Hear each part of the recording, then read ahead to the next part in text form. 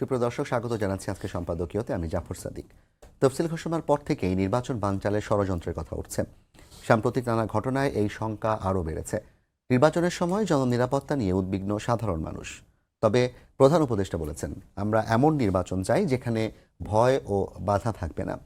আর প্রধান নির্বাচন কমিশনারের দাবি, যতই ভোটের দিন ঘনিয়ে আসবে ততই ভয় কেটে যাবে।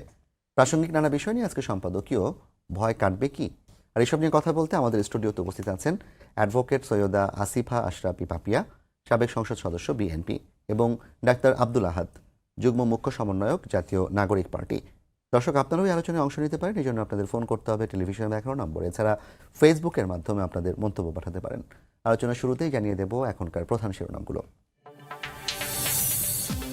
দেশে ফেরার পরপরই ভোটার হওয়ার আবেদন করবেন তারেক রহমান। ধানের শীষকে জয়ী করতে সফর করবেন সারা দেশ। নিশ্ছিদ্র নিরাপত্তা ব্যবস্থা গ্রহণ।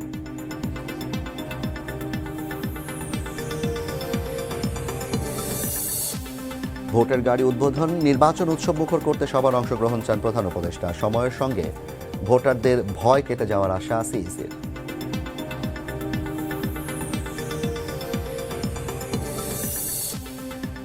শুধু গণমাধ্যম নয়, গণতন্ত্র ও অভ্যুত্থানের ওপরও আঘাত এসেছে বলছে বিএনপি। শক্ত পদক্ষেপ চায় জামায়াত। জুলাইয়ের নামে মপকে সমর্থন করে না এনসিপি।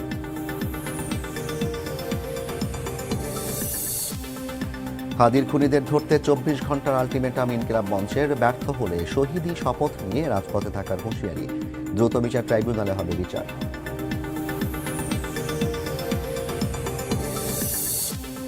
এবং দিল্লির হাইকমিশন ও শিলিগুড়ি থেকে ভিসা সহ সব সেবা বন্ধ ঘোষণা ঢাকার। বাংলাদেশ ভারত সম্পর্ক নিয়ে উদ্বেগ রুশ রাষ্ট্রদূতের। দ্রুত উত্তেজনা কমানোর পরামর্শ।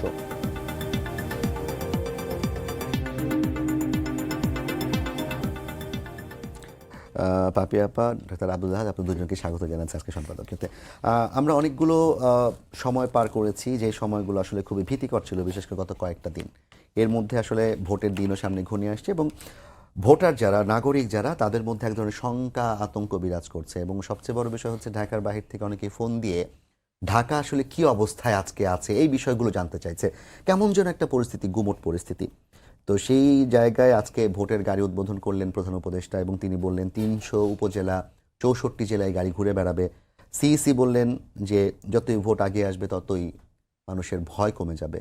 আপনিও কি তাই মনে করছেন, নাকি আসলে ভয় আরো বাড়ার সুযোগ তৈরি হচ্ছে? ভোট যত আগিয়ে আসবে ভয় কমে যাবে সেটা না, ভয় আরো বৃদ্ধি পাওয়ার সম্ভাবনা আছে। কারণ আমরা এখন ধরেন প্রতিপক্ষ দুটো দল ধরে নিলাম, যে বিএনপি আর জামাত। জামাত হচ্ছে বাংলাদেশের যে পরিমাণ মানে গুপ্ত এবং সন্ত্রাসী সংগঠন হিসেবে যে সমস্ত জায়গায় তারা বিএনপির সাথে কন্টেস্ট, সেই সমস্ত জায়গায় তারা টের পায়। আজকে হয়তো সারা বাংলাদেশে ম্যাক্সিমাম জায়গায় আওয়ামী লীগ বিএনপি কন্টেস্ট হয়েছে, বাংলাদেশে 10-12টা সিটে জামাত বিএনপি কন্টেস্ট, সেখানে আমরা হারে হারে টের পাই এই জিনিসটা কি। এবং চাঁপাইনবাবগঞ্জে পৌরসভাতে 65টা সেন্টার আছে, সব মিলিয়ে 140টা সেন্টার ইউনিয়ন দিয়ে, প্রত্যেকটাই ঝুঁকিপূর্ণ। বিশেষ করে পৌরসভার সেন্টার তো প্রচণ্ড ঝুঁকিপূর্ণ।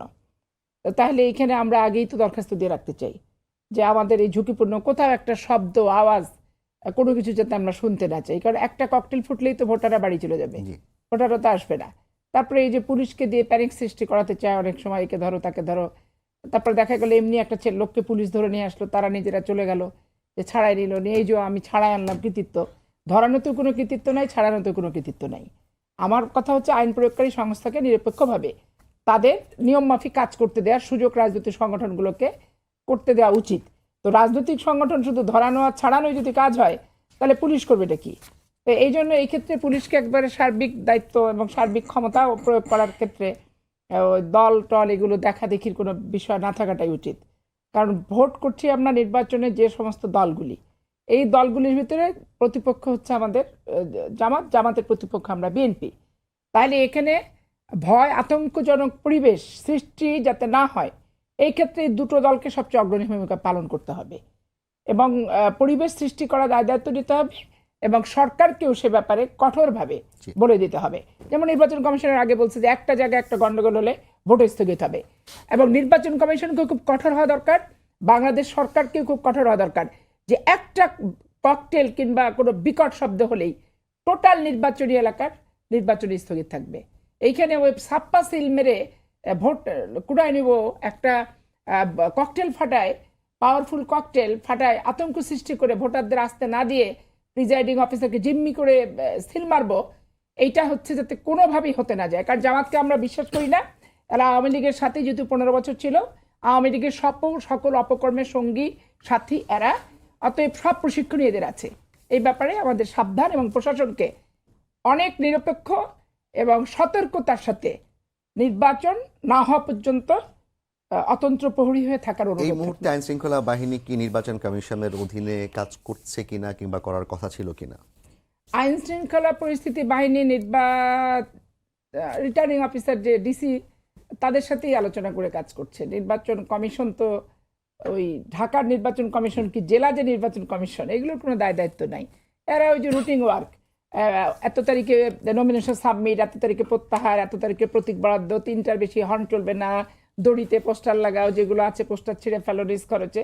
এই রুটিন ওয়ার্কের বাইরে আমি নির্বাচন কমিশনকে কখনো সক্রিয় হতে দেখিনি।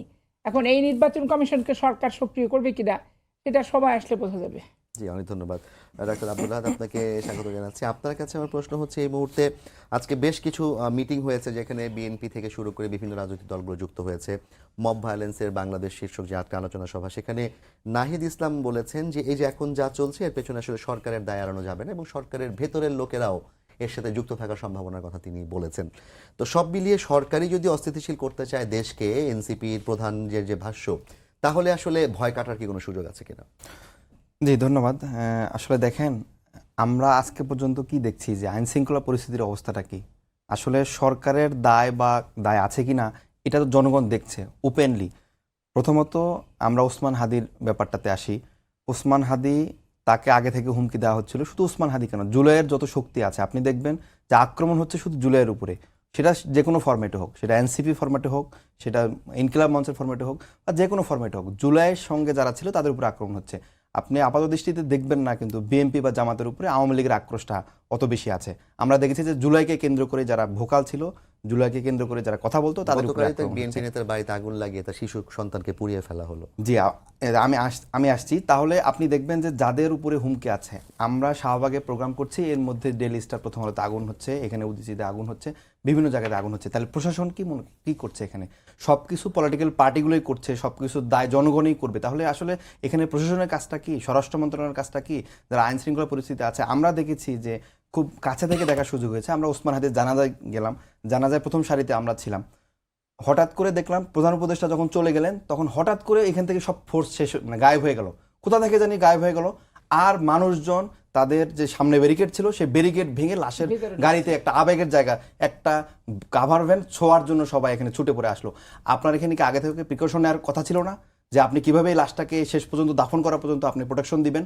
আমরা কি সেটা দেখেছি? তাহলে এই ব্যর্থতার দায় কি সরকারের নিতে হবে না? আপনি আবার দেখবেন যে এই যে মব ভায়োলেন্সগুলো হচ্ছে, আসলে জুলাইয়ের নামে যারাই মব করছে, আপনি সিসিটিভি ফুটেজ ধরে তাদেরকে গ্রেপ্তার করা শুরু হয়েছে। কিন্তু প্রত্যেকটা ব্যক্তিকে যদি আইনের আওতায় আপনি আনতে পারেন, প্রত্যেকটা ব্যক্তিকে যদি গ্রেপ্তার করতে পারেন, এখানে যদি বাংলাদেশে আইনের শাসন প্রতিষ্ঠা হয়, তাহলে কিন্তু এই মব ভায়োলেন্সগুলো কমে যাবে। যা করছে সবকিছু দায় কিন্তু এখন এনসিপি নিতে হচ্ছে। আপনি আবার দেখবেন যে আমরা, কারণ এনসিপির ডাকেই তো এটা শুরু জি, হয়েছিল। এনসিপির ডাকে আমরা দেখেছি যে আমরা শাহবাগে প্রোগ্রাম একটা অন্যদিকে ডাইভার্ট হয়ে যায়, এই কারণে কিন্তু আমরা শাহবাগ থেকে প্রোগ্রামটা বাংলা মোটরে ঘোষণা দিয়েছি। এবং পরবর্তীতে আমরা কিন্তু এই মবগুলোতে ঠেকানোর জন্য বিভিন্ন জায়গায় গিয়েছি। প্রত্যেকটা জায়গায় কিন্তু মব ঠেকানোর জন্য আমরা এনসিপি সবার আগে অগ্রগামী ছিলাম। আপনি দেখবেন যে আজকে প্রধান উপদেষ্টা একটু খুব উদ্বেগজনক কথা বলেছে, আমার কাছে মনে হয়েছে যেটা সবার অংশগ্রহণ, অবশ্যই সবার অংশগ্রহণ দরকার। আপনি সবার অংশগ্রহণ বলতে এখানে কি আপনি আওয়ামী লীগ বা যারা আওয়ামী লীগের এই 14 দল ছিল তাদের অংশগ্রহণকে আপনি মিন করছেন? আপনি আসলে কি মিন করছেন? যেই 14 দল এই বিগত 17 বছরের গুম খুন, যত ধরনের অপরাধ, যত ধরনের আয়নাঘর, বিডিআর বিদ্রোহ, শাপলা গণহত্যা থেকে শুরু করে সবকিছু লেজিটিমেসি দিয়েছে, আপনি কি তাদেরও অংশগ্রহণ চান? আমি আজকেই দেখলাম যে আনিসুল ইসলাম মাহমুদ, যে সরকার যে রাজনৈতিক নেতা এবং নির্বাচন যারা করবে তাদের জন্য যে নিরাপত্তার জন্য গানম্যানের চিন্তা ব্যবস্থা করেছে, সেখানে সম্ভবত জাতীয় পার্টির একাংশের নেতা আনিসুল ইসলাম মাহমুদও সেটা আবেদন করেছেন এবং সেটি পেয়েছেন। অনেকে আবেদন করেছে। আপনি দেখবেন জাতীয় পার্টির অনেক নেতা কিন্তু নমিনেশন ফর্মও তুলেছে। তাহলে আপনি অংশগ্রহণমূলক ইলেকশন, আপনি বলছেন ইনক্লুসিভ ইলেকশনের কথা, এই 17 বছরে কি ইনক্লুসিভ ইলেকশন কথা আসে নাই? আমরা কি দেখেছি? 2008-এর নির্বাচন দেখেছি। আমি আমার বড় বোন পাপিয়াপুর অনেকগুলো শোতে শুনেছি 2008-এর নির্বাচনও তিনি অনেকগুলোতে প্রফেশনাল নির্বাচন বলেছেন। এরপরে 2014-র কথা আসেন, ডামি নির্বাচন, 18, 24 প্রত্যেকটা ইলেকশন কিন্তু আসলে বিরোধী দল যারা ছিল তারা অংশগ্রহণ করে নাই বা প্রত্যাখ্যান করেছে বা কোনো না কোনো ফরম্যাটে আসলে নির্বাচনকে বয়কট করেছে। তখন কি ইনক্লুসিভ নির্বাচনের কথা আসে নাই? তখন কি এই সোশ্যাল মিডিয়াগুলো বা যারা কথা বলতো, এখন যে সুশীলরা কথা বলছেন, বিভিন্ন বয়ান তৈরি করছেন, ন্যারেটিভ তৈরি করছেন, তারা কিন্তু বিগত 17 বছরে কিন্তু এই আমি একটু আপনাকে ন্যারেটিভটা নিয়ে কথা বলি। ন্যারেটিভের জায়গাটায় আরেকটা ন্যারেটিভ তৈরি করা হয়েছে কিংবা হচ্ছে, সেটি হচ্ছে 14, 18 এবং 24, বিশেষ করে 18তে বিএনপি অংশগ্রহণ করেছিল কিন্তু পরবর্তীতে তারা বের হয়ে আসে সেখান থেকে। এগুলোতে বিএনপি স্বেচ্ছায় অংশগ্রহণ করেনি এবং তারা সরকারের কাছে বলেছে যে পরিবেশটা অনুকূল ছিল না। আর এখানে আওয়ামী লীগ কিংবা জাতীয় পার্টিকে অংশগ্রহণ করতে দেওয়া হচ্ছে না, এরকম একটা ন্যারেটিভ কিন্তু না। আছে। একটা গণহত্যাকারী দলের যখন দলীয়ভাবে একটা গণহত্যার আলামত পাওয়া গিয়েছে, আমরা দেখেছি যে বিডিআর বিদ্রোহের যে কমিশন রিপোর্ট দিয়েছে, সেই রিপোর্টে আমরা দেখেছি যে একটা দল গণহত্যা করেছে, একটা দেশের মদতপুষ্ট হয়ে তাদের রাজনৈতিক কর্মীরা একটা গণহত্যা চালিয়েছে একটা আমাদের বড় ডিফেন্স ফোর্সের উপরে। এইটার যখন আমরা আলামত পেয়েছি এবং আমরা দেখেছি 1400 মানে গণহত্যা হয়েছে, আয়নাঘরে জুলুম নির্যাতন করা হয়েছে, গুম হয়েছে, প্রত্যেকটা রিপোর্টে কিন্তু রাজনৈতিক দল হিসেবে আওয়ামী লীগ কিন্তু এর সাথে জড়িত ছিল। তার বিচার না হয়ে কিভাবে একটা নির্বাচনে ইলেকশন তারা অংশগ্রহণ করতে পারে? অবশ্যই তারা ইলেকশন করতে পারে, কিন্তু আপনাকে তো একটা বিচারিক প্রক্রিয়ার মধ্যে দিয়ে যেতে হবে। আপনি কি দেখেছেন যে আওয়ামী লীগের কোনো নেতা, এতগুলো গণহত্যা হয়েছে, এতগুলো গুম খুন হয়েছে, একজনকে কোনোভাবে রিগ্রেট করে তারা কখনো অনুতাপের কথা বলেছে যে হ্যাঁ ঠিক আছে আমরা ভুল করেছি, আমরা আবার নতুন করে রাজনীতি করতে চাই? ওরা তো রিগ্রেট ওই জায়গাটাতেই মানে যায় না। ওরা মনে করেছে ঠিক আছে এখন জুলাইয়ের উপরে আক্রমণ হয়েছে, তাদের অনেক নেতাকর্মী স্ট্যাটাস দিয়েছে যে ওসমান হাদির উপরে হত্যা করা হয়েছে, এটা লেজিটিমেসি, মানে হ্যাঁ ঠিক আছে ঠিক হয়েছে, তাকে হত্যা করাটা বরঞ্চ ঠিক হয়েছে, এরকম করে তাদের নেতাকর্মীরা এখন স্ট্যাটাস দিয়ে যাচ্ছে। মানে ইন্ডিয়া থেকে বসে বসে বয়ান তৈরি করছে না, এটা খুবই ভ্যালিড। মানে জুলাইকে যারা মানে জুলাইয়ে যারা অংশগ্রহণ করেছে তাদেরকে হত্যা করাটা এখন মানে খুবই ভ্যালিড, এরকম বয়ান তৈরি করছে। তাহলে এই দল কিভাবে নির্বাচনে অংশগ্রহণ করতে পারে বলে আপনারা মনে করেন? দল অংশগ্রহণ করলো না, আমার প্রশ্ন ছিল ভয় কাটার যে বিষয়টি, অংশগ্রহণ না করলেও সরকারের দিক থেকে যে নিষ্ক্রিয়তার কথা আপনি নিজেও বললেন, সেই নিষ্ক্রিয়তার মধ্যে আসলে ভোটাররা ভোট দিবেন কি? জি, আমি আপনার প্রশ্নে আসি যে আশঙ্কার জায়গাটা কতটুকু। দেখেন, আমরা দেখছি যে প্রত্যেকটা ব্যক্তি ধরে ধরে তাদেরকে হুমকি দেওয়া হচ্ছে। যখন একটা নির্বাচনে প্রার্থী, স্বতন্ত্র প্রার্থীর উপরে হামলা হলো, স্বাভাবিকভাবে যত প্রার্থী আছে সবাই একটা শঙ্কার মধ্যে আছে, আমাদের ফ্যামিলি মেম্বার আছে, আমাদের আত্মীয় স্বজন আছে, প্রত্যেকে আমাদেরকে নিয়ে কনসার্নের মধ্যে দিয়ে দিনে পার করছে। এখন আমরা যখন নিজেরা প্রার্থী, আমরা যদি আশঙ্কার মধ্যে থাকি, তাহলে যে ভোটার, যে কিনা নিজের জন্য দেশের জন্য হয়তো ভোট দিতে যাবে, তখন তো সে আগ্রহ পাবে না। আমি কেন একটা মবের মধ্যে যাব, আমি কেন একটা ককটেলের মধ্যে যাব, আমি কেন আমার জীবনটা হাতে নিয়ে একটা শুধুমাত্র ভোট দিতে যাব? যখন আমরা নিজেরা প্রার্থীরাই ভয়ের মধ্যে আছি, তখন সাধারণ মানুষজন কিভাবে মানে ভোট দিতে যাবে? কিন্তু এর দায়িত্ব আমাদের প্রশাসন এড়াতে পারে না। এখানে ইয়াতে আমাদের পুলিশ প্রশাসন, বিজিবি, তারপরে আর্মি, প্রত্যেকটা পক্ষ তো এখানে ফিল্ডে থাকার কথা। নির্বাচন তফসিল হওয়ার পরে প্রত্যেকটা জায়গাতে লেয়ারে লেয়ারে তো এখানে নিরাপত্তা ব্যবস্থা বজায় থাকার কথা। কিন্তু আমরা কি কতটুকু দেখেছি? আমরা যখন 2008-এ, 2014-তে, 2018-তে ইলেকশন মানে ডামাডোল বাজে, তখন তো দেখুন রাস্তায় রাস্তায় পুলিশ বিজিবি দিয়ে ভরা, আমরা হাঁটতে পারতাম না, বের হলে চেকিং পয়েন্টের মতো সবাই চেক করতো যে আপনি ব্যাগে করে কি নিয়ে যাচ্ছেন। এখন কোথায় তারা? এখন তারা রাস্তায় সিকিউরিটি কেন ইনশিওর করছে না? তার আগে আমি বলবো যে সরকারের মধ্যে ভূত বসে আছে। আপনাদের সিকিউরিটি কি আপনারা বসে বসে দেখছেন? আপনারা কোনো ধরনের কোনো ব্যবস্থা নিচ্ছেন না? ধন্যবাদ আপনাকে। আপনারও কি মনে হয় যে সরকারের মধ্যে ভূত বসে আছে? আমরাও যেটি দেখছি, যেমন প্রথম আলোতে যখন হামলা হয়, পুলিশের ভাষ্য হচ্ছে 4-5 হাজার মানুষ ছিল, কিন্তু যারা প্রত্যক্ষদর্শী তাদের ভাষ্য হচ্ছে 100-150-200-র বেশি মানুষ সেখানে আসলে আক্রমণটি করেনি। এবং আমরা এটাও জেনেছি বিভিন্ন মানে গণমাধ্যমের সূত্রে যে ডেইলি স্টার এবং প্রথম আলোর পক্ষ থেকে নিরাপত্তা চাওয়া হলেও সেখানে আসলে পর্যাপ্ত গুরুত্ব দেওয়া হয়নি, পুলিশ বাহিনী সেখানে পরে পৌঁছেছে, আর্মির সামনে হচ্ছে হামলাকারীরা ভেতরে প্রবেশ করেছে এবং তাদেরকে আর্মি সেভাবে বাধাও প্রদান করেনি। তাহলে কি আসলে এগুলো করতে দেয়া হচ্ছে, ঘটতে দেয়া হচ্ছে, নাকি আসলে কি এটা কেন? করতেও দেওয়া হচ্ছে, ঘটতেও দেওয়া হচ্ছে, আবার হয়েও যাচ্ছে। এখানে দেখেন আমার স্পষ্ট কথা যে প্রথম আলো, আমি হাসিনার একটা বক্তব্য শুনছিলাম, এখনো আছে ইউটিউবে, যে প্রথম আলো এবং ডেইলি স্টার হচ্ছে আওয়ামী লীগের শত্রু, এবং প্রথম আলো ডেইলি স্টার গণতন্ত্রের শত্রু এবং দেশেরও শত্রু। শেখ হাসিনার বক্তব্য বলে 116 থেকে 17টা সম্ভবত মতিয়ার রহমান সাহেবের বিরুদ্ধে মামলা করছে গোটা বাংলাদেশ, এবং এটা বলার পরই প্রথম আলোতে হামলাও করা হয়েছে। এখন আপনি বলেন যে আওয়ামী লীগ যাকে বলছে আওয়ামী লীগের শত্রু, গণতন্ত্রের শত্রু, দেশের শত্রু, তো সবচেয়ে গণতন্ত্রের শত্রু, দেশের শত্রু আওয়ামী লীগ নিজে। তো তার বিরুদ্ধে তার অপকর্মের কোনো নিরপেক্ষ নিউজের কারণে দেশের শত্রু, গণতন্ত্রের শত্রু বাড়াই দিল। তারপরে ধরেন যে ওখানে তাদের একটা অনুষ্ঠান ছিল প্রথম আলোর, কি বর্ষপূর্তি কিনা আমি জানি না, প্রতিষ্ঠা বার্ষিকীর। সেখানে চিফ গেস্ট ছিলেন সম্ভবত ডক্টর ইউনূস সাহেব ছিলেন সম্ভবত। তো সেটা নিয়ে আসতে পারছে কি পারছে না, এরকম একটা জটিলতা ছিল, সেটা নিয়ে বাধা টাধা বহুতভাবে দিছে। এখন নাহিদ ইসলাম যথার্থই বলছে যে এই যে মবটা সৃষ্টি করছে, আমি ব্যথিত, আমি দুঃখিত। তা আমার ব্যথা দুঃখের ভিতরে আমার শত্রু হচ্ছে হাদির হত্যাকারীকে, এইটুকুর ভিতরে আমাকে মাথা ভরে রাখতে হবে। কিন্তু আমি ছায়ানটে চলে গেলাম, উদীচিতে চলে গেলাম, ডেইলি স্টারে চলে গেলাম, এসবি অফিসে চলে গেলাম, তারপরে বংশালে বিএনপির অফিসে আগুন দিয়ে দিলাম, উদীচী অফিসে চলে গেলেন। উদীচী অফিসে চলে গেলাম, তাহলে এটা কি? এটা তো শোকের, যারা এগুলো করছে বেসিক্যালি তারা শোকাহত না, তারা একটা ইস্যু খুঁজতেছিল, যে ইস্যুটা নিয়ে তারা এই ধরনের একটা পরিষ্কার ঘটনা ঘটাবে। এখন পরিষ্কার ঘটনা কে ঘটেছে? অনেকে আমি দেখলাম যে আমি সারা রাত জেগে থাকছি এবং আমি বোঝার চেষ্টা করছি, দেখার চেষ্টা করছি। কেউ বলে আমি হিজবুল তাহরিয়ার, কেউ দেখে বলে যে হচ্ছে তারা কি তৌহিদি জনতা, এটা সেটা। তারপরে কি সুন্দর করে নিয়ে চলে যাচ্ছে ল্যাপটপ থেকে শুরু এবং করে হাসতে হাসতে তারা আইসক্রিম খাচ্ছে। আইসক্রিম খাচ্ছে। একজনকে আজকে ধরা হয়েছে যে কিনা লুট করা টাকা দিয়ে ফ্রিজ এবং টেলিভিশন কিনেছে। টেলিভিশন কিনেছে। এবং এটা তো একটা বাংলাদেশের কাছে একটা মানে এই যে আমরা পুরাতন বন্দোবস্তে যাব না, তো নতুন বন্দোবস্তের শিক্ষা তো এটা না। নতুন বন্দোবস্তের শিক্ষাটা কি? আমার সামনে যে ঘটনা ঘটেছে, এই ঘটনা কোনোভাবে অন্য ঘটনা দিয়ে যাতে আড়াল না হয়, এই ঘটনাটার বিচার এবং শোকটা অন্য কোনো ঘটনা দ্বারা আচ্ছন্ন যাতে না হয়, প্রপার ঘটনাটাকে নিয়ে আমরা সামনে থাকবো, এখান থেকে আমরা সরবো না। তাহলে এটা একটা সাব ঘটনা তৈরি করা হলো। এবং এই সাব ঘটনার সাথে কারা কারা জড়িত? কিছু কিছু, এই যেমন আপনি রাজশাহী বিশ্ববিদ্যালয়ের ভিপি নাজিএস, দাঁড়িয়ালা ছেলেটা, লম্বা চুল, সে যেগুলো বক্তব্য দেয়, এটা তো মানে একবারে ছাত্র নেতা হিসেবে কি বাংলাদেশের একটা ছাত্র নামধারী কোনো ব্যক্তি আমার এটা মনে হয় না। আবার ছাত্র সংগঠনের নেতৃত্ব, ছাত্র সংসদের ভিপিজিএস, এটা আমার অবাক লাগে তার কথাবার্তা।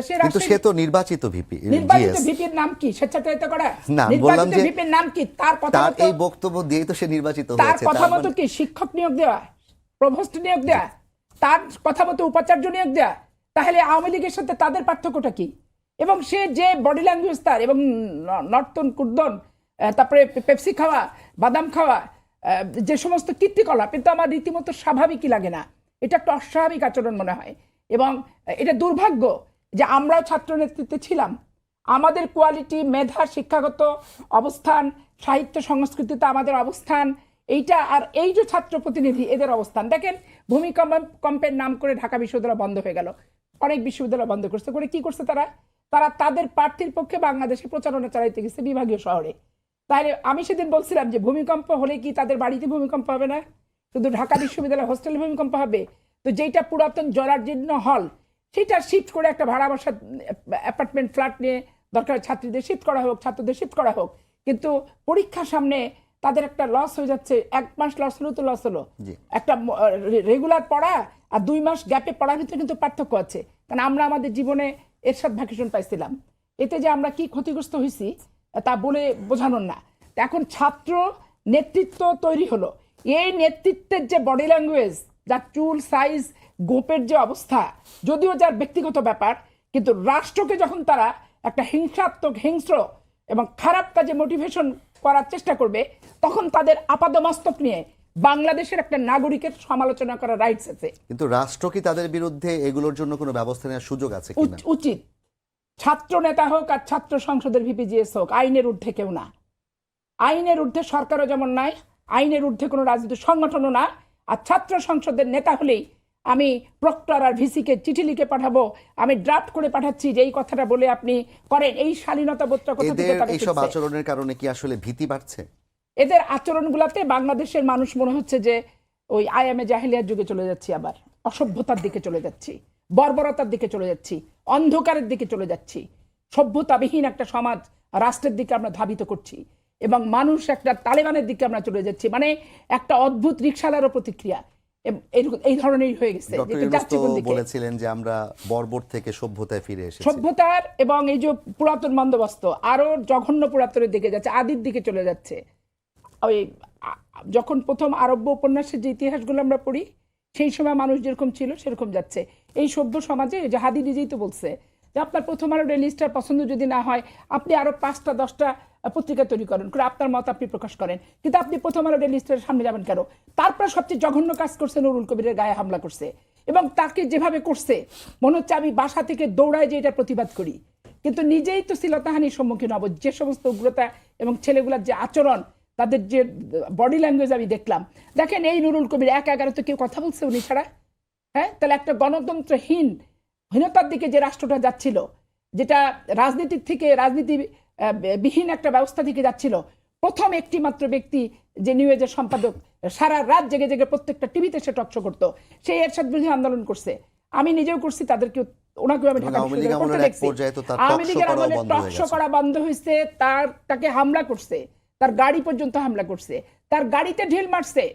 তাহলে আজকে যারা বলে যে স্বৈরাচারের দোসর, তারা কি স্বৈরাচার কথাটার দোসর কথাটার বাংলাদেশের সংবিধান থেকে মিনিংটা কি তারা আলাদা করতে চায়, তাদের মন মতো করতে চায়?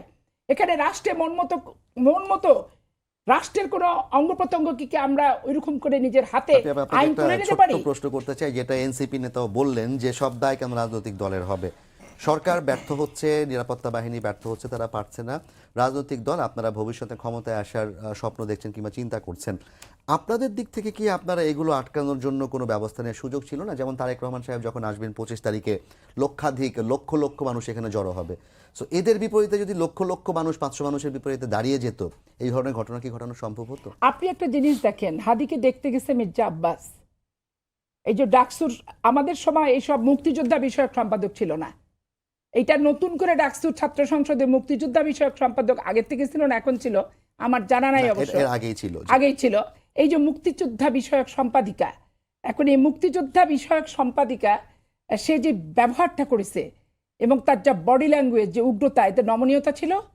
পারিবারিক শিক্ষার কোনো পা থেকে মাথা পর্যন্ত আমি কিছু পেয়েছি কি? ওর চেয়ে তো আমি হাদির জন্য অনেক বেশি মর্মাহত, এবং আমি 4-5 দিন রীতিমতো ঘর থেকে বেরোতে পারিনি, কারণ ওর প্রত্যেকটা বক্তৃতা, বিবৃতি, প্রত্যেকটা হচ্ছে একটা অদূর ভবিষ্যতের, আগামী ভবিষ্যতের জন্য একটা দিক নির্দেশনা। এতটুকু একটা বাচ্চা ছেলে, তার ভিতরে এত সততা, এত দেশপ্রেম, এত সচেতন এবং স্বচ্ছ রাজনৈতিক দৃষ্টিভঙ্গির দিক নির্দেশনা, এটা বাংলাদেশের অনেক বর্ষীয়মান রাজনীতি, ওই তোফায়েল আহমেদ সাহেবরা বলেন, আমির হোসেন আমুরা বলেন, রাজ্জাক সাহেবরা বলেন, যাদের বলেন মুক্তিযুদ্ধ 69-71 অবদান আছে, এরকম বহু ভাষা আন্দোলনে অনেকের অবদান, কিন্তু এইরকম একটা স্বচ্ছ বাংলাদেশের চিন্তা এবং স্পষ্ট সাবলীল ভাষায় যাওয়া এবং মৃত্যুটাকে আলিঙ্গন করা, আমন্ত্রণ করা, যে 50 বছরে মরবো না, আমি এখনই মরলে আমার মৃত্যুটা অর্থবহ হতে হবে, শিক্ষণীয় হতে হবে, এবং এই ইনকলাব মঞ্চ এভাবে আন্দোলন করবে, এই যে একটা দিক নির্দেশনা দিয়ে যাওয়া, এইটাকে ধূলিসাৎ করে দিল এই উদিচি আর হচ্ছে আপনার দেখেন, এক পক্ষ আইন হাতে তুলে নিচ্ছে, ওদেরকে নিবৃত্ত করার দায়িত্ব দলের না, ওদেরকে নিবৃত্ত করার দায়িত্ব হচ্ছে একটা ফার্স্ট ক্লাস ম্যাজিস্ট্রেট পাঠায় দিয়ে মাইকিং করে লাঠি পেটা করে সেটা ছত্রভঙ্গ করা। এটা আমাদের দায়িত্ব। জাহাদ ভাই, আপনারও কি তাই মনে হয়? এটি কি আসলে, আজকে নাহিদ ইসলাম বলেছেন যে আমাদের দুর্ভাগ্য যে তাদের বিপরীতে 500 মানুষও সেখানে দাঁড়াতে পারলো না, কেন? সো আপনি কি আপনার কথার সাথে একমত যে আসলে শুধুই আইন শৃঙ্খলা বাহিনী কিংবা সরকার যখন ব্যর্থ হচ্ছে, জুলাইয়ের পর আগস্টের 3 দিন আমরা সরকারকে দেখিনি কোনো, সেখানে আসলে নাগরিকরাই ছিলেন, এবং এখনো বলা যায় যে সরকার আইন শৃঙ্খলা পরিস্থিতির এই সমস্ত ক্ষেত্রগুলোতে নিয়ন্ত্রণ করতে পারছে না, তাহলে নাগরিক এবং রাজনৈতিক দলগুলোর কি এখানে কোনো ভূমিকা রাখার সুযোগ আসলেই ছিল না? দেখেন, আসলে আমার খুব আজকে ফিডেল ক্যাস্ট্রো সেই কথাটা মনে পড়ছে যে বিপ্লবীরা যখন নমনীয় হয় তখন আসলে বিপ্লব থাকে না। আপনি প্রশাসনে, পুলিশে, আমাদের ইনকিলাব মঞ্চের যে সদস্য সচিব জাবের বলছিল যে ঘাপটি মেরে বসে থাকা প্রশাসক দিয়ে আপনি তো আসলে দেশ পরিচালনা করতে পারেন না। এখানে হামলা হচ্ছে, হামলার কতক্ষণ পর এখানে প্রশাসন এসেছে, পলিটিক্যাল পার্টিগুলো যাচ্ছে, পলিটিক্যাল পার্টির কতজন এখানে এসে তাদেরকে প্রতিহত করার চেষ্টা করেছে। আপনি দেখেন যে একটা মব তৈরি হচ্ছে, এখানে তো সবকিছু লাইভ হচ্ছে, এখানে একটা বিল্ডিং মব করছে তারাই লাইভ করছিল। হ্যাঁ, ঠিক আছে, আপনি দেখছেন যেখানে লাইভ হচ্ছে, তাহলে আপনার দায়কে আপনি এড়াতে পারেন? পলিটিক্যাল পার্টিরা যেরকম দায় এড়াতে পারে না, প্রশাসন কি করে? পলিটিক্যাল পার্টির সব কাজ কেন সবকিছু করতে হবে? এখানে নাহিদ ইসলাম বলেছে দায়ের জায়গা থেকে যে 500 লোক এখানে গিয়ে যদি দাঁড়ায় যেত তাহলে হয়তো বা এই ভাঙচুরটা হতো না, কিন্তু পলিটিক্যাল পার্টির কি কোনো আর্মস আছে? পলিটিক্যাল পার্টি কি মব ভায়োলেন্সকে ম্যানেজ করার মতো কোনো আছে, ইনস্ট্রুমেন্ট আছে? তাহলে এখানে তো যাওয়ার কথা সবার আগে আর্ম পুলিশ ব্যাটালিয়ন। পুলিশও কিন্তু একই কথাই হ্যাঁ। বলেছে, পুলিশ বলেছে সেখানে মানুষের তুলনায় পুলিশ কম ছিল এবং না, তারা আপনি যদি বাধা দিত তাহলে আরো বড় একটা- ঘটনা ঘটতে পারত। আপনি দেখেন যে ওসমান হাদিকে গুলি লেগেছে শুক্রবারে, পরের শুক্রবারে সে মারা গেল, সেদিন হামলা হলো, ভাঙচুর হলো। এই রাষ্ট্রের তো একটা মিনিমাম সিকিউরিটি কনসার্ন থাকার কথা ছিল যে এক সপ্তাহের মধ্যে হাদির তো হেলথ আপডেট আপনারা সবাই জানেন যে আশঙ্কাজনক, যে কোনো সময় তার মৃত্যুর খবর আসতে পারে, মৃত্যুর খবর আসলে ছাত্র জনতা মাঠে নামবে, এর মধ্যে কারা সুযোগ নিয়ে বিভিন্ন প্রতিষ্ঠানে এনার্কি তৈরি করতে পারে, এটা তো ইন্টেলিজেন্সের বোঝার কথা ছিল এবং সেই হিসেবে তারা তো প্রিপেয়ার থাকার কথা ছিল। আর পুলিশ ব্যাটালিয়ন তারা কোন কোন পয়েন্টে শাহবাগ এন্ড সারাউন্ডিংস এখানে একটা ঝামেলা হবে, এটা তো আমি সাধারণ সচেতন মানুষ হিসেবে বুঝতে পারি, এটা কি ইন্টেলিজেন্স বুঝতে পারে না? আমরা তো 15 বছর দেখেছি তারা চিরুনি অভিযান চালিয়েছে, এই বিএনপি জামাত থেকে শুরু করে যত বিরোধী পক্ষ আছে তাদের প্রত্যেকে এর মধ্যে থেকে বাসার একদম ভিতরে থেকে বিভিন্ন জায়গা থেকে ধরে নিয়ে এসেছে। তাহলে কি তারা বুঝতে পারে না যে এক সপ্তাহ মধ্যে যে ওসমান হাদি মারা যাবে, সে মারা যাওয়ার পর একটা ঝামেলা হবে? ইন্টেলিজেন্স কি সেটা বুঝতে পারে না? সেটাকে আইডেন্টিফাই করতে পারে না? এই প্রতিষ্ঠানগুলোকে সুরক্ষা দেওয়ার দায়িত্ব তো সরকারের, এই প্রতিষ্ঠানগুলোকে সুরক্ষা দেওয়ার দায়িত্ব তো আইনশৃঙ্খলা বাহিনীর। এটা কেন বারবারই জনগণ দায়িত্ব নেবে বা পলিটিক্যাল পার্টিগুলো দায়িত্ব নেবে? তাহলে যদি সরকার সেটি না করে, সেটি আসলে সরকার কেন করছে না, এক নম্বর। হ্যাঁ, এই পয়েন্টটা আমি বলছিলাম যে এই পয়েন্টটা আমি বলছিলাম যে খুব সুন্দর করে বলছি যে ঘাপটি মেরে বসে থাকা যারা ফ্যাসিস্ট আছে বিভিন্ন প্রশাসনে, পুলিশে, আর্মিতে, আপনি কি এদেরকে বিচারের আওতায় আনতে পেরেছেন কিনা? আপনি কতজনকে আইডেন্টিফাই করে? অবশ্যই আমার আজকে দেশনেত্রী খালেদা জিয়ার কথাটা মনে পড়েছে যে এখানে পাগল এবং শিশু ছাড়া কেউ নন পলিটিক্যাল না। আপনি কাউকে নন পলিটিক্যাল বলতে পারবেন না। প্রত্যেকটা পার্সনের সেলফ একটা পলিটিক্যাল ভিউজ আছে। এর মধ্যে কারা অ্যান্টি ফ্যাসিস্ট এবং কারা ফ্যাসিস্ট এটাকে আইডেন্টিফাই করতে জানতে পারতে হবে আপনাকে। যদি এটা না করতে পারেন তাহলে আইন শৃঙ্খলা পরিস্থিতি কখনোই এখানে ফাংশন করবে না। আপনি দেখেন বাংলাদেশের আইন শৃঙ্খলা পরিস্থিতি এই 1.5 বছরে কখনোই ভালোভাবে রান করে নাই। আপনি কতজনকে আপনি দেখলেন যে ওসমান হাদিকে যে শুট করলো সে গ্রেপ্তার হলো, আবার জামিনে বের হয়ে আসলো, এর দায়টা কার? মানে আগে গ্রেফতার হয়েছে। হ্যাঁ হ্যাঁ, আগে সে গ্রেপ্তার হলো, গ্রেপ্তার হয়ে আবার জামিনে বের হয়ে আসলো এবং জামিনে বের হয়ে এসে সে একই কাজটা করলো এবং সে প্ল্যান করলো যে আসলে এই গভর্নমেন্ট বা যতদিন পর্যন্ত বাংলাদেশে আওয়ামী রাজনীতি ফিরে আসবে না ততদিন পর্যন্ত তারা ভালো থাকবে না। এখান থেকে তারা তো মাস্টার প্ল্যান করবে যে কিভাবে আমরা আওয়ামী লীগকে ফিরিয়ে আনবো, আমাদের আগের জায়গায় আমরা ফিরে শেষ যাব। প্রশ্ন করতে চাই, সময় শেষ একদম প্রায়, যে যদি ভয় না কাটাতে পারে সরকার তাহলে আসলে ভোটাররা কি ভোট দিবেন কিনা এবং ভয় কাটানোর উদ্যোগ সরকার নেওয়ার কোনো সুযোগ আদৌ আছে কিনা? দেখেন এখনো সময় আছে, এখনো 50 দিন আছে, এখনো সবাইকে, সব পক্ষকে, আমার যেটা মনে হয়েছে এখন যে ফ্যাসিবাদ বিরোধী যতগুলো শক্তি আছে প্রত্যেকটা রাজনৈতিক পক্ষের অ্যাক্টিভ পার্টিসিপেশনে, এখানে কোনো ইগো দেখানো যাবে না। প্রত্যেকটা পক্ষকে একটা টেবিলে এসে মিনিমাম একটা সমঝোতায় আসতে হবে যে আমরা ফ্যাসিবাদী শক্তির বিরুদ্ধে ঐক্যবদ্ধ। এবং এইটা কিন্তু সুযোগ ছিল এই ওসমান হাদির মৃত্যুর পরে, আমরা যদি সকল ফ্যাসিবাদী শক্তি একত্রিত হতে পারতাম এবং সরকার এবং এই ফ্যাসিবাদী শক্তিগুলো যদি কম্বাইন্ডলি একটা ইউনাইটেড ভাবে কাজ করে তাহলে আমরা মনে হয় যে এনার্কি যেটা ছড়াচ্ছে বিভিন্ন সাধারণ মানুষের কাছে, ভোটারদের কাছে, এই এনার্কিটা ছড়াবে না। এবং আইন শৃঙ্খলা পরিস্থিতিতে আমার মনে হয়েছে, আমাদের কাছে যেটা মনে হয়েছে যে ঠিক আছে আমাদের স্বরাষ্ট্র উপদেষ্টা খুবই ভালো মানুষ, অনেস্ট মানুষ, কিন্তু এই সময়ে একজন গার্ডস নিয়ে একটা কাজ করার মতো স্বরাষ্ট্র উপদেষ্টা দরকার, যাকে দেখেই মনে হবে যে প্রত্যেকটা পুলিশের একদম কনস্টেবল শুরু করে আইজিপি পর্যন্ত প্রত্যেকটা মানুষ তার চেইন অফ কমান্ড মেনে চলবে এবং প্রত্যেকটা মানুষ তার প্রত্যেকটা কথা ফলো করবে। আমার মনে হয় যে এরকম গার্ডস আলা একজনকে আমার মনে হয় যে এখানে অ্যাপয়েন্ট করা প্রয়োজন বলে আমরা মনে করি। আপনি যদি 1 মিনিটে কিছু বলতে চান। আচ্ছা, এইখানে ব্যাপার হচ্ছে কি এনসিপির প্রতিনিধিরা কিন্তু সেখানে গিয়েছিল, আমি পরে মনিরের কাছ থেকে শুনেছি, ডেইলি স্টারে। তারা তো রাজনৈতিক সংগঠনের প্রতিনিধিত্ব করে, কিন্তু ওই 50 জন হোক আর 100 জন হোক নিবৃত্ত করা কি সম্ভবপর হয়েছে? সম্ভবপর হয়নি, চেষ্টাও করতে যায়নি, কারণ নিজের মান সম্মানটা এক জিনিস। তারপর তারা গেছে, তাদের কত উপর পর্যন্ত দিচ্ছে, এখানে আমরা গেলে কি করতো সেটা আমি জানি না। না, ওখানে তাদেরকে ভুয়া ভুয়া বলেছে এবং তাদেরকে হাত তোলার চেষ্টা করেছে। হাত তোলার চেষ্টা করছে, এটা একটা গেল। তারপরে আপনার দেখেন জামিন হলেই সাথে সাথে আসিফ নজরুল সাহেব সহ সবাই একবারে বিচার বিভাগের প্রতি হাত তুলে দেয়। কিন্তু এখানে একটা মামলার ধরন আছে, আমি একটা লয়ার হিসেবে বলি যে আপনার মামলাটা এফআইআর যে করলো, এক্সপ্লোসিভ পজেশন নলেজ কন্ট্রোল যদি না থাকে বিচারক জামিন দিতেই পারে। পিসিপিআর যদি মামলা না থাকে সেগুলা বিচার বিশ্লেষণ করতেই পারে। ফরওয়ার্ডিং এ যদি মামলা না থাকে তাহলে আপনার কি করবে বিচারক? তো বিচারক সিআরপিসি মাফিকে তার সর্বোচ্চ ইখতিয়ার আছে জামিন দেওয়ার, সে দেয়। কিন্তু পুলিশ কি পুলিশের কাজ ঠিকমতো করছে? ওর বিরুদ্ধে তো পলিটিক্যাল মামলা আছে, ওরা আওয়ামী লীগের পদ পজিশনে ছিল, এফআইআর কোথাও তো উল্লেখই নাই। তো উল্লেখ যদি না থাকে সে তো ইনোসেন্ট। উল্লেখ যদি কোনো কিছু না থাকে তাহলে তো ইনোসেন্ট হলো। তো সেটা আদালত থেকে হাত ধরে পা ধরে উনি বলতেছেন কেন জামিন দেন, কেমন যাবে? তো ওরা পুলিশ কি করে, পুলিশ কি মামলা করে, ওনার ইনভেস্টিগেট অফিসার কি করে? সেগুলো নিয়ে তো স্বরাষ্ট্র এবং আইন উপদেষ্টা কোনো বক্তব্য নাই, সমস্ত কিছু শুধু এবং আমরা হাইকোর্টে মামলা আগেও করতেছে। যেটা জানতাম এবং অস্ত্র আমরা সহ আইনজীবীরা কেউ গ্রেফতার সাফার হলে, দিচ্ছি। জি, অস্ত্র সহ কেউ গ্রেফতার হলে আসলে তাকে 1-1.5 বছরের আগে কখনোই জামিন দেওয়া হয় না, এটাই আমরা দেখেছি আগেও। আপনারা আগে দেখেছেন, কিন্তু যদি পজিশন না থাকে, নলেজ না থাকে, কন্ট্রোল না থাকে, তাহলে আপনি কি করবেন? ধরেন আউট অফ হোম, আমার বডিতে নাই, দেন আপনি কি করবেন? থাকলো আবার এক্সপ্লোসিভ পজিশন তো থাকলো না। অনেক ধন্যবাদ আপনাকে ধন্যবাদ জানাচ্ছি আব্দুল আহাদ। আমরা শেষ করতে চাই, আমাদেরও প্রত্যাশা থাকবে যে কোনো উপায় হচ্ছে ভয় কাটাতে হবে, এবং ভোটারদের ভয় না কাটলে আসলে সামনে যে আমরা অংশগ্রহণমূলক নির্বাচনের কথাই বলি কিংবা উৎসবের কথা বলছি, ভোট উৎসব, সেগুলোর কোনোটাই আসলে করা সম্ভব হবে না। সেই ভয় কাটানোর যে সমস্ত ব্যবস্থা সরকারের পক্ষ থেকে নেওয়া দরকার, আমাদের বিশ্বাস সরকার সেই ব্যবস্থা দিবে। সবাইকে ধন্যবাদ জানিয়ে শেষ করছি আজকে সম্পাদককে। আগামীকাল আবার দেখা হবে একই সময়ে। শুভরাত্রি।